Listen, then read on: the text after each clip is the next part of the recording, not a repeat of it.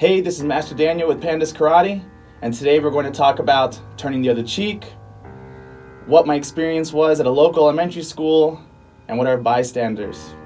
So turn the other cheek, look the other way, be the bigger person. Man, these phrases, these words are so incredible. I love how teachers and parents and administrators keep passing these on. And I feel like, maybe they did a lot of value back then.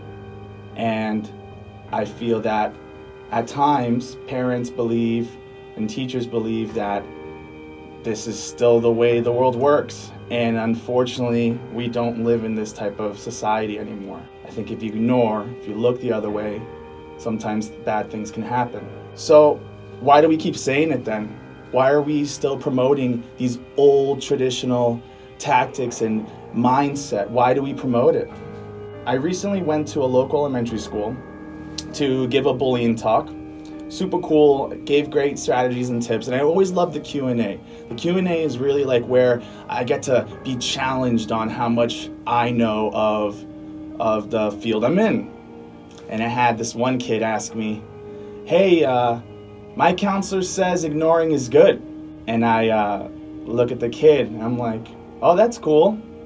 Tell me more about it. And he's like, well, this kid was bothering me, and it's the kid, I went to my counselor, and a counselor told me to ignore, and I just started doing it.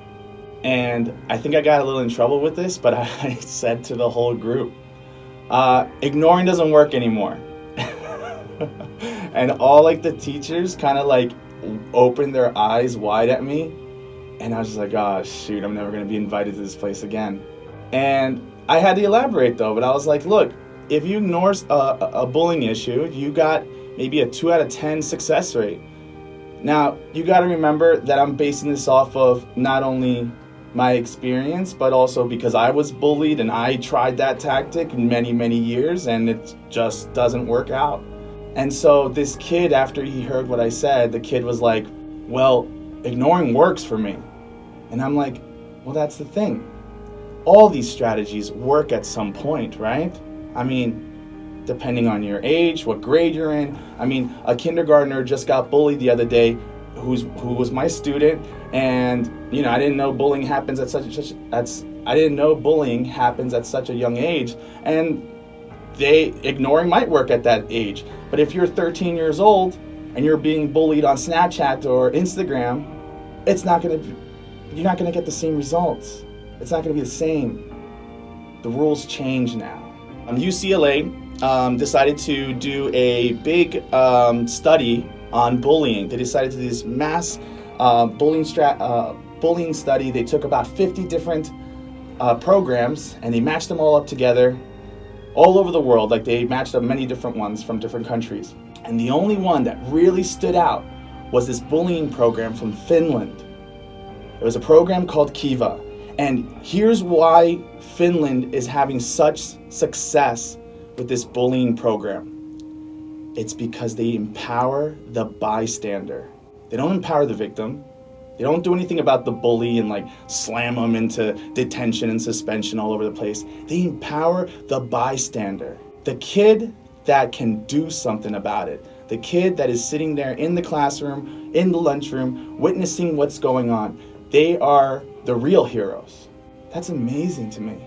So when you think about words like turn the other cheek, look the other way, be the bigger person, this program that Finland created is challenging that, because they're telling these kids, don't do that. That's wrong. So let's talk about the opposite, though. Let's talk about the other extreme. So if you don't ignore, so what's the opposite? The opposite is to come back, fight back, use your words, stand up for yourself, right? So let's discuss about cyberbullying then. So I was talking about it with my students, and we were openly discussing about if someone messages you in a harmful way or in a way that makes you feel uncomfortable, what are you going to do?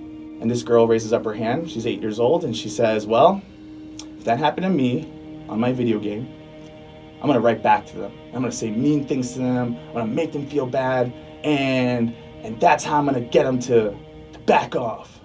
And I looked at her and I was just like, you know what? I love that fight you got, and that's great, but you're only going to fuel the fire. It's like pouring gasoline on the fire, because what's that person going to do back? That person's only going to retaliate. It's only going to get worse. It's going to go back and forth.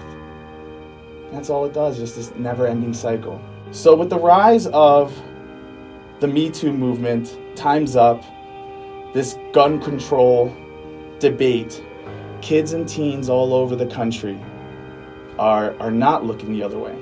They're not turning the cheek, and they're standing up for each other. I think that's literally the only way that we're going to beat bullying. So going back to my first question of this episode, does ignoring work? I think you have the answer. Thank you so much for listening to today's episode. I'd love to hear from you guys and even hear some comments about today's topic. If you haven't liked or subscribed or whatever it is you like to do, please do. We always love the feedback, and I hope to hear from you guys.